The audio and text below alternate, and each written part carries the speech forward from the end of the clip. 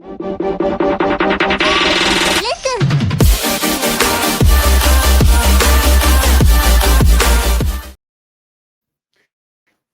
to DevTech 101, aka Black Mentor, as I discuss information technology, also known as IT. And in today's video, I'm going to be talking to you about part 2 of our series. I'm going to be talking about what IT certifications actually matter and when likely you should probably get them.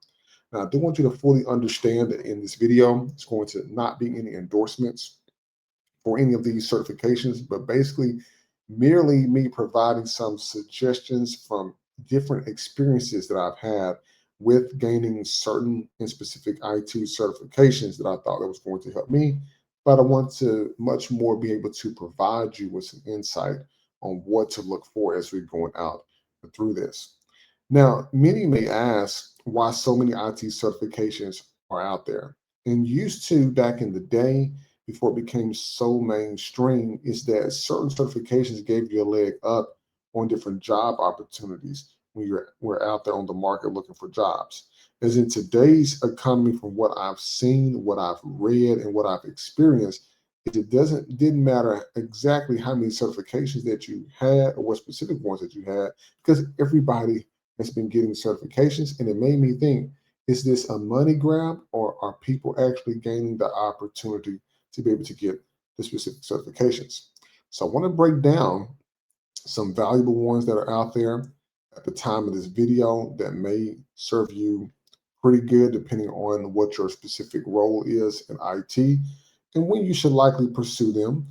Because some of you can actually start early on, especially if you're in college. There's an endless list of ones out there in different roadmaps for different people who want to actually get into the space.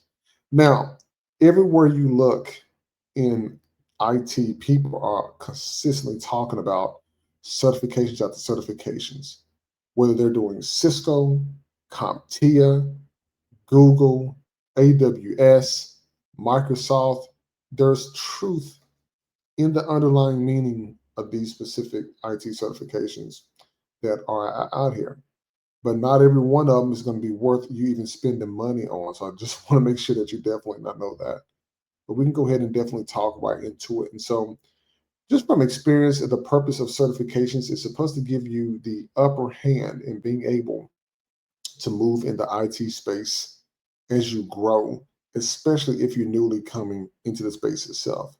Now, if you're the type of person out there who has pretty much worked and go through college, or you're still in college right now, you don't have an official IT job, but you only have your coursework, this will be a great opportunity for you to basically go out on a hunt and first figure out what do you want to specifically do in the IT space.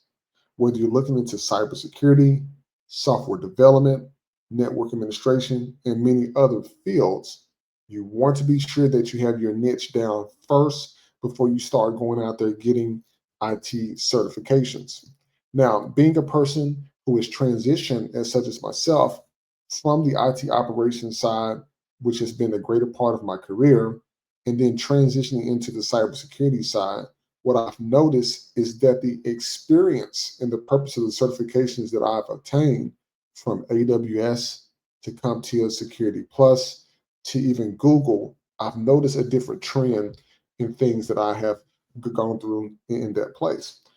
Now, what helps candidates stand out, and I'm going to go ahead and provide this and show you this to you on the screen here so that you will be able to see it. But I want you to just keep in mind that this is not absolute. This is merely me providing you some insight as we're going through this. Now, let's take a look at this here. We're going to take a look at the CompTIA one first. Now, as we look at the CompTIA certification overall in whole, you can basically go to the CompTIA site. It's going to list all of these certifications here. It's going to be dealing with the CompTIA. Now, they did recently sell a portion of the company, especially the certification portion, to a different provider. I cannot remember the name of that, but a lot of people said, you know what, is this a money grab? If I get one of these, can I stand out? And what most people don't understand is that this is not the golden ticket without the hands-on skills. For example, if you're in a desktop support side, and notice how I have all selected here. This is basically if you're going to be going into help desk support, so the A plus. I've known people to get this certification. This is what we call an entry level certification here. Pretty good for beginners. Shows that you have an understanding of hardware and software and things of that nature. Now, the A plus, you can see there's different versions that's out here. Of course, you don't want to look at anything that's retiring, but you want to make sure that you look at one that is currently new. And these are for roles that's going to be much more in help desk administration and different pieces like that. So definitely keep that in mind as you go through this. Now, I have actually studied for this specific certification a little bit ways into my career. It just wasn't worth it for me because I had learned more hands-on before I even started looking at certifications. So I had to weigh my options out there. If you're new, it may serve you really well getting this so that you can get an understanding to know what you're looking into as you're getting ready to move on through the space itself. Now, once you begin to go across this and you begin to look at more and more certifications, you can actually go into the Google certifications out here. Okay. Now, there's different certificates that are out here as well that you can get.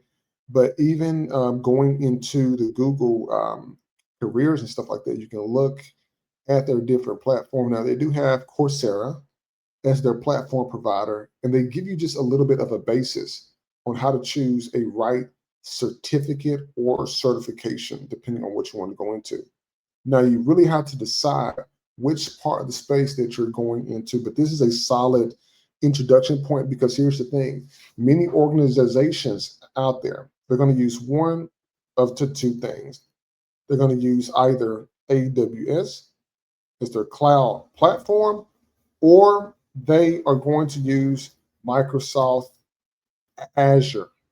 One of these two places are going to use in terms of their cloud provider. Okay. Make sure that you keep that in mind. But what these certifications and these certificates help you do is basically show the employer, hey, I went out and done self-study. I figured out how to learn these particular type of skills so that I can apply them. What I would do is, depending on if you're going CompTIA or Google or whatever, take the knowledge that and the skills that you've learned and apply those actively on either AWS and or Azure as more and more things move to the cloud. Now, with the mid-level certifications, I'm gonna go back to the CompTIA here so that you can see this. Under the CompTIA side, I want to go to discover our certifications. What I want to look at specifically is your upper level certs are going to be more geared. And I'm just going to look at the cyber side because since I'm much more on the cyber side. But when you're looking at the mid-level certifications, what you would see is this. You're going to see ones out there for the CYSA. There's a new one here, Security X out there. You also have the Security Plus as well. Make sure as you're going through these that you are actually finding ones that make sense based on the career field that you are going into. The Security Plus is going to be more entry level. Even if you decide to go the Cisco route, since now a lot of people, a lot of companies I know are moving towards from Cisco to like unified ubiquity. But if you're going to the Cisco route for the certifications, if you have an organization that only focuses on Cisco type stuff, you can definitely look at their type of certifications that they have here. You basically go on to the site. You can go to the Learn. You got Cisco U that's out there. And on the certification side, for example, let's go ahead and take a look at this here. Let me go back. So with the professional certifications, the CCNA certification was a pretty big one back in the day. They've now, for each professional level certification, only requires 2 exams, 1 core and 1 concentration.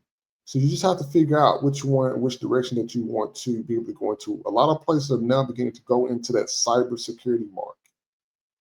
People who want to be engineers, they're beginning to figure out how to get into those spaces. If you're going to get a Cisco certification, what I would advise to you is you simply, and this is simple, and I've talked about this on the channel on some of the other, on season 1, go out to eBay, get you a basic Cisco switch, okay? Go to eBay, go out there, get you a basic Cisco switch. For example, this is just an old one here. Go out here, find you a basic switch, a managed switch, not unmanaged, managed. You see it's on like this, so for example, it's for $39. I'm not endorsing this person or this item here. It's basically giving you my opinion. Learn how to configure this specific type of switch. If you decide to get this, okay, it's going to do add to cart. What you want to do is you want to make sure you have an old computer, you have an old Cisco switch. If you look on the back of the switch, and this is still in the certification thing, I'm talking about the Cisco CCNA certification specifically. You look at the product, make sure the product as well has this console port on the back. This console port that's right here is what you're going to use in order to plug in this console cable. They have a USB version, and they have the standard one that fits with the they have an RJ, of course, RJ4445, the jack version, and they also have a serial version. But make sure you can get that cable along with it, power supply, and just that old beat up laptop. If you're going to be going the Cisco route, you know how to do that. If you cannot afford the equipment, you can look at the Cisco Packet Tracer. The Cisco Packet Tracer is a digital online version of you configuring the network using a program on the computer. You can go to there, you can see the Cisco Packet Tracer there as well, okay? Now, when you get to your advanced level certifications, as I talked about a moment ago, you can go into AWS. In AWS here, what you want to look for is you want to look for their certifications that deal with the architect, maybe administrator, or the CISSP if you're dealing with the cyber security stuff. But what you want is you want those higher level certifications that are going to be in the space. And here's the thing: a CISSP certification is equivalent to a master's degree. So if you're not looking to go to college, this is not a bad certification at all. Good people. No, I put too many S's in there. So CISSP. You go in here, you can search for it. You'll see the certifications as such. But look specifically into cyber, and I'm looking for cyber because I'm in the cyberspace. Security architects, things on the architectural level. That's what you're going to be looking for. Into ethical hacking, boom, ethical hacking is there. Looking for pen testing is there. In the security side, you have to have a focus because it's not going to be an easy task going through that. Now, whatever you do not under any circumstances chase a certification without getting the context behind it. Make sure that when you go into your cloud platforms, you learn. You're going to go into, for example, AWS. A lot of things are moving to cloud. A lot of companies are moving to cloud. A lot of small businesses are beginning to know about cloud. You go into these digital platforms, you go in here, you learn how it works, how it operates. I literally had no experience with AWS. However, what I did during a few months and within a year, I went into AWS. I learned AWS on my own. I figured out how to build S3 buckets. I went to go figure all of that out. I then took that skill set that I learned at home I applied it towards the AWS Cloud Practitioner license. It actually took me one try to get certified. I then got certified in that and I started to use that personally. And it began to help me elevate my career. And indeed, I could have went to Microsoft Azure and gotten their base certification and done the same thing. But I did not, I didn't want to because I wanted to learn something more open source than Microsoft itself. But companies are going to be using Azure or AWS. And a lot of times, there's another one that I didn't mention out here as well. And that is Google Cloud, a platform. GCP. GCP is another one that's out here. All three of them do this. They are cloud-based. You can create your cloud-based data center, cloud-based environment in order to use for your organization. Try for a home project. This will help you out tremendously. I'm not going to sit here and tell you what specific certifications that you need to obtain. I'm just giving you ones that I've went through. I've been through all three: AWS, Azure, and Google Cloud Platform. Indeed, when you're looking at the experience, what I want you entry-level job seekers to look at is, are you going a security route, desktop support route, software development route, or what? Find a small mom and pop shop. Try to work on some of their IT equipment, even if it's a free cost.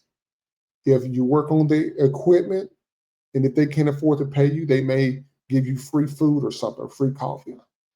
Use that experience, get that 1 or 2 years of experience under your belt, whether if it's in Network Plus or Security Plus. And then you take that and you move to the cloud and you start to figure out, how do you secure a cloud environment, AWS, Azure, or CCNA or whatever. And you take that experience and begin to find a specialty. You want to specialize in desktop support, you want to specialize in security, you want to specialize in networking. And then once you have all that, you balance your studying with the hands-on practice that you receive by doing work for other organizations out there. Okay. So as you keep that in mind, you're going through this. Here's the thing that you have to remember. Okay. Certifications are tools that you can use to help you develop your skill set so that you can use and take with you from job to job. What you never should do is get a certification just to help out the company that you're working for. You gain certifications just like you would a degree. You have that in your pocket. You use that to maneuver your way through the workforce. If you decide to not open up a business for yourself and you just like working for someone, use that you can take with you from job to job. Do not ever base your certifications on the job or on your workplace specifically. Don't get a certification just for your workplace. Get it for yourself so that you can have it and move it. They're not trophies. This is skill sets and tools. And then you get them at the right time that is most convenient for you. But you want to look as far in the future as you possibly can. Then you unlock new doors of opportunity that are out there. And you're going to remember this down the line because you'll be able to pass this information that I'm providing you to someone else down the line. And there's no piece of paper that can replace real skills. Whether you have a certification or not, the skill set is what matters as you begin your IT career. And so people, hopefully in our next episode, I'm going to take you behind the scenes a little bit. We're going to see if we can get a little bit of some of the things I've been talking to you about live during one of our sessions here, so that you can see those skills and certs actually prepare you for the real world as you begin to move out there. So most definitely like, listen, and subscribe. DevTech 101, aka Black Mantle. Look forward to bringing more content to you soon.